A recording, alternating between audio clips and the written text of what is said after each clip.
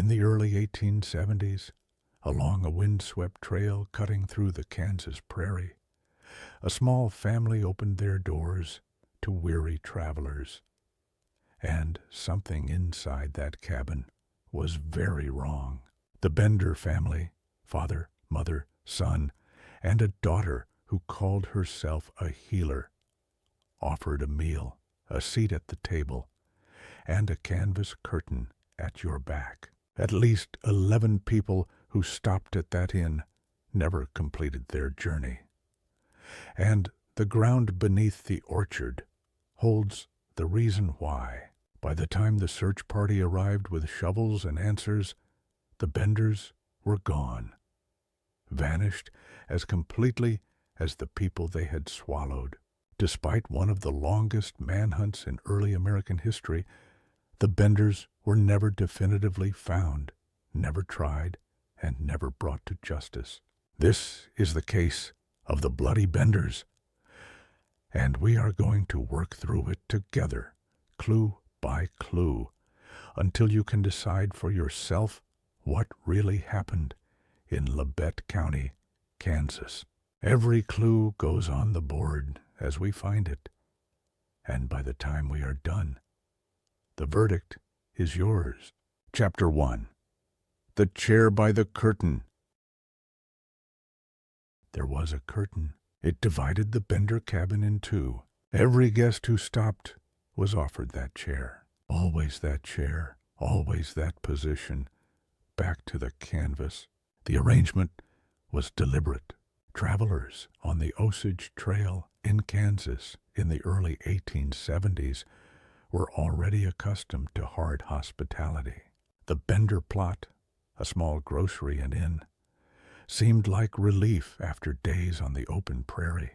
Yet men who stopped there sometimes never continued west. Their disappearances left almost nothing. A missing report here, an unanswered letter there. Think about that curtain for a moment, what it concealed, and what it allowed. Who were the people standing behind it, and what were they waiting for? And why did the road west seem to swallow men whole near this one small piece of Kansas ground? Let's open the board. The location, Labette County, Kansas, USA, and Kate Bender, the prime suspect. Chapter 2. A Family of Strangers. Southeast Kansas, 1871. 4 people arrived on the prairie and called themselves the Benders. The eldest, John Sr., was a broad, silent man who spoke little English. The woman known as Ma was fierce-tempered and largely kept to the shadows of the homestead. John Jr., younger, awkward, was described by neighbors as strange, prone to sudden laughter. Then there was Kate, educated, magnetic, the public face of the family. Kate advertised herself as a spiritualist healer, distributing handbills across the county. Settlers came to her performances. Travelers stopped at the inn for a meal and a night's rest. But investigators could find no verifiable history for any of the 4 before their arrival in Kansas. The relationships between them, who was blood, who was not, were never confirmed. Even their surnames may have been invented, aliases adopted for the move west. Think about what that means for the investigation. If these were not their real names, where do we even begin to look for who they truly were? What neighbors noted quietly, and only later said aloud, was that no traveler who stayed the night at the Bender Inn ever seemed to arrive in the next town. On the board so far, Kate Bender, the prime suspect. Now we pin up Dr. William York, the key victim. Chapter 3. The Road That Swallowed Men. The Osage Trail cut through southeastern Kansas like a blade through silk. Between 1871 and 1873, men set out along it and simply ceased to exist. In the autumn of 1871, a settler named John Newton Longcore vanished with his infant daughter. Authorities recorded the disappearance as frontier misadventure and moved on. The frontier was a place where men disappeared. No single absence seemed remarkable. By 1872, the disappearances were accelerating. At least 7 travelers gone along the same narrow corridor of trail. Each case was filed away separately, in separate counties, seen by separate eyes. No one connected the trail to the losses. Not yet. Consider what you are looking at. The same road, the same direction of travel, the same silence at the end. What does a pattern invisible to the authorities tell you about who might have been watching the trail? In March 1873, Dr. William York rode east along the Osage Trail toward his brother's home in Fort Scott. He never arrived. And unlike those before him, William York had a brother who would not let the silence stand. On the board so far, Dr. William York, the key victim. Now we pin up Calden Alexander York, the investigator, brother. Chapter 4. The Brother Who Asked Questions.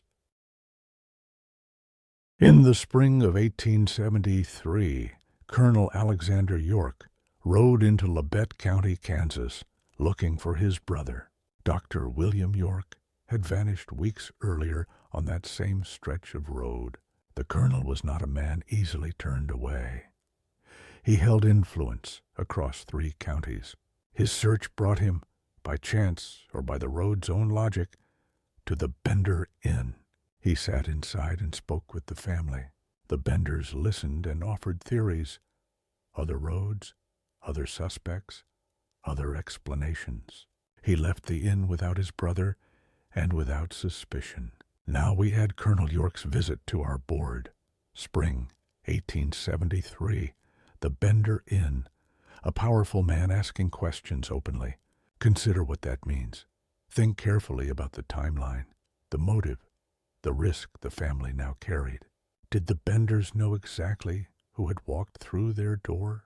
Within weeks of his visit, the Bender family had vanished entirely. And when neighbors finally opened the cabin door, what they found inside would rewrite everything. On the board so far, Colonel Alexander York, the investigator, brother. Now we pin up 1871. Bender's Open Inn on Osage Trail. Chapter 5. The Cabin Left Standing. In the spring of 1873, neighbors rode out to the Bender Inn on the Kansas prairie because no one had heard from the family in days. The door to the inn hung open, not forced, just open, as if someone had simply walked away mid-thought. The livestock were still penned, starving, crying out. Inside, a meal had been left on the table. Plates, cups, food gone cold and rotten. Then the smell reached them. One of the men found a trapdoor cut into the floor, concealed beneath a rough canvas drop.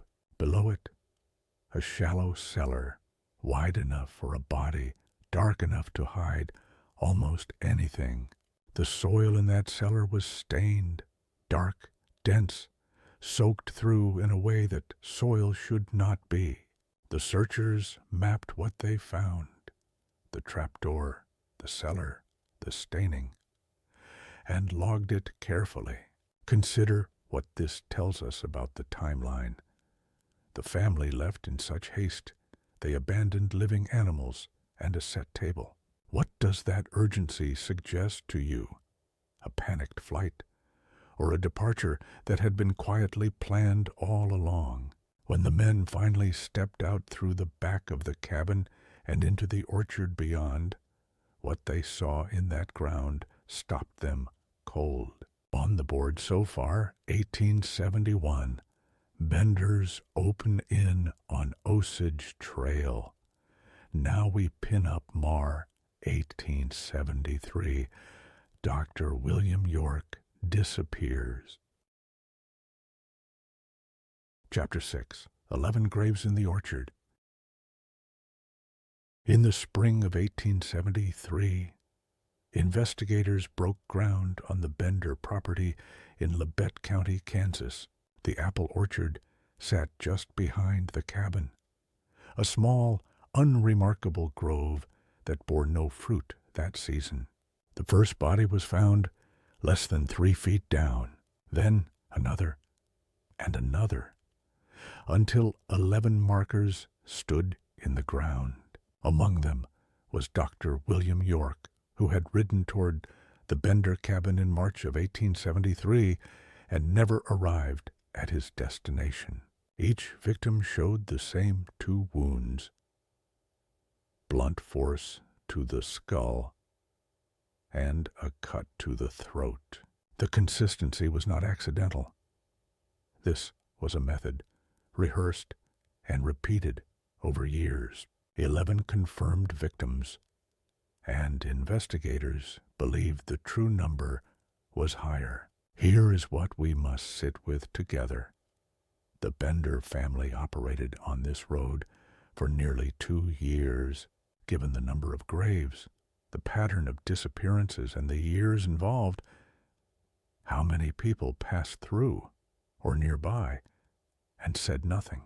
When investigators finally arrived at the cabin to question the family, they found the door swinging open and the hearth cold. The Benders had been gone for days, and no one, it seemed, had noticed them leave.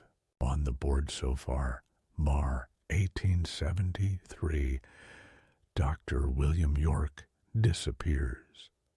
Now we pin up Opor, 1873, 11 bodies found in orchard. Chapter 7. The Great Escape.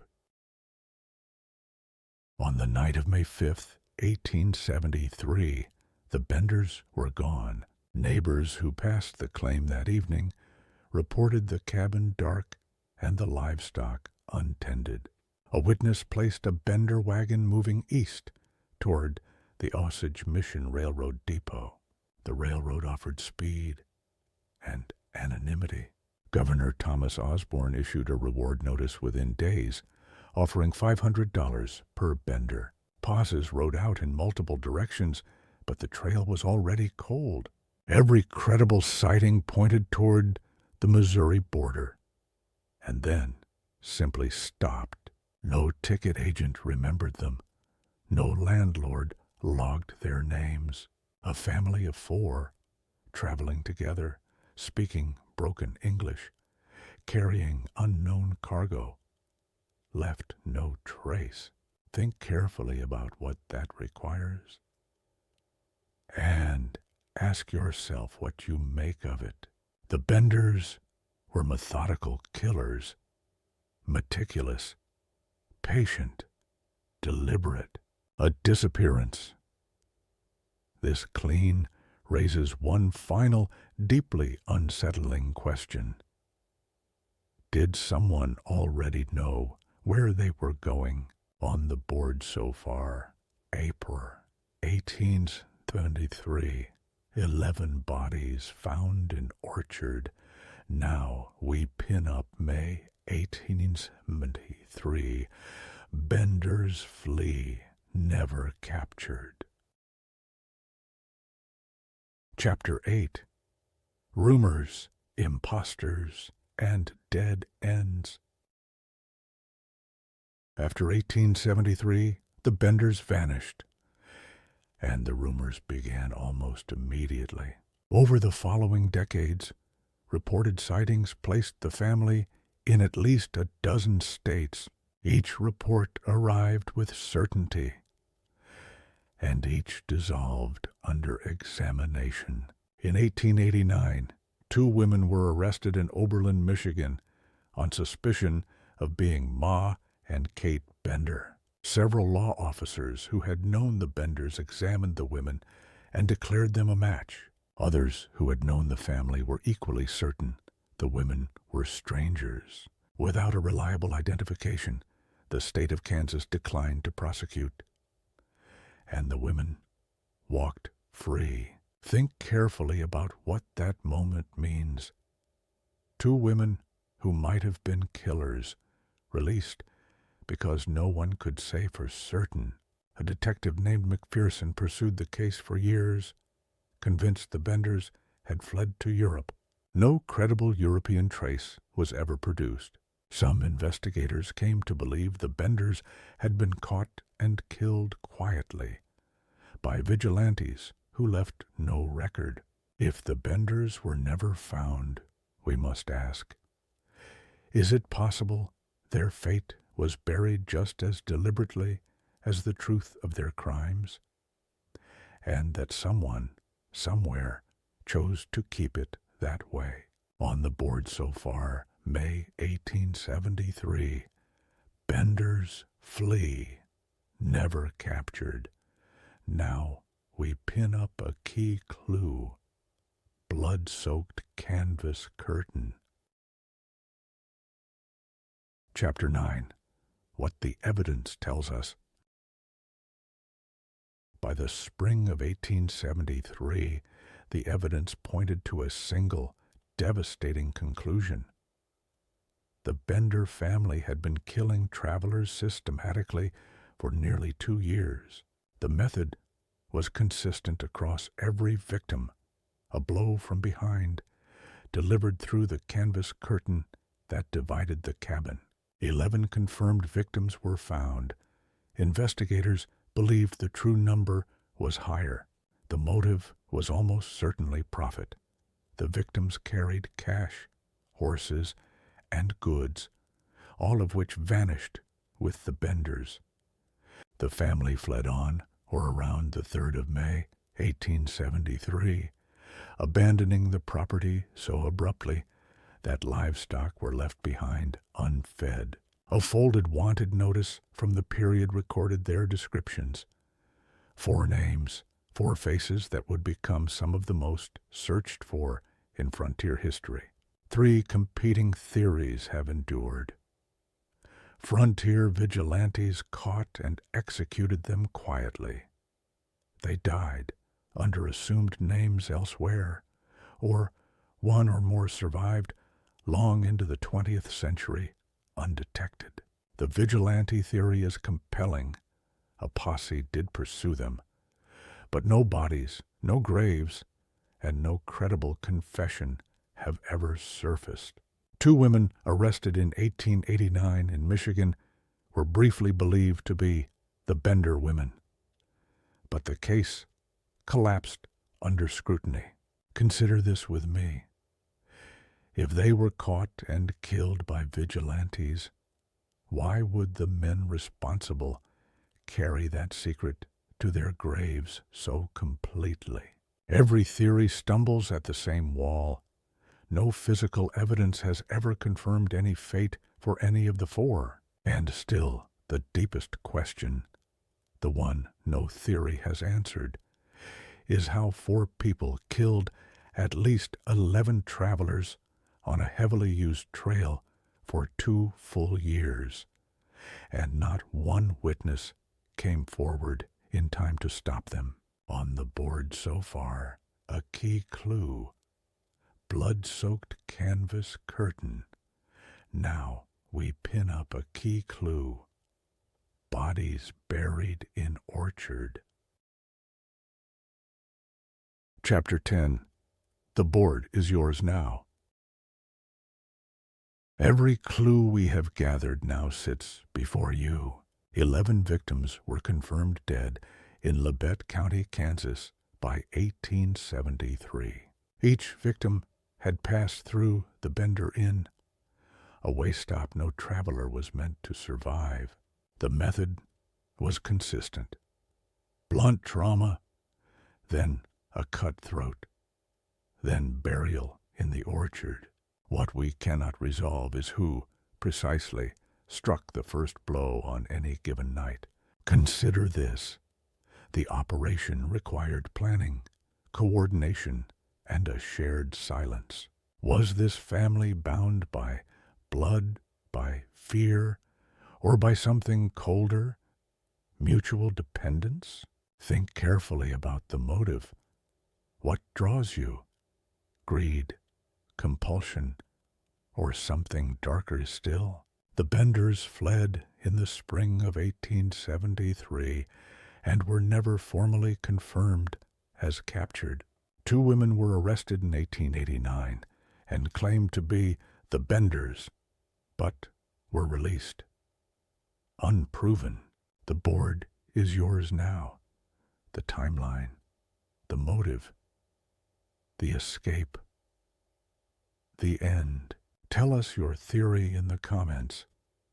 And if you believe some cases deserve to stay open, subscribe, because there are others waiting. On the board so far, a key clue. Bodies buried in orchard. Now we pin up a key clue. Trapdoor to cellar.